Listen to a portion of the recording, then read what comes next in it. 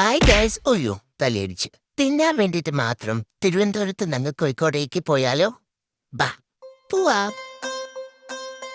ഹൽവില് തേനൊഴുകണ കോഴിക്കോട്, കടലമ്മ മുത്തണ കര കോഴിക്കോട്, അലുവ മനസ്സുള്ളൊരീ കോഴിക്കോട്, വേണേ കണ്ടോളി ചങ്ങായി നമ്മടെ കോഴിക്കോട്.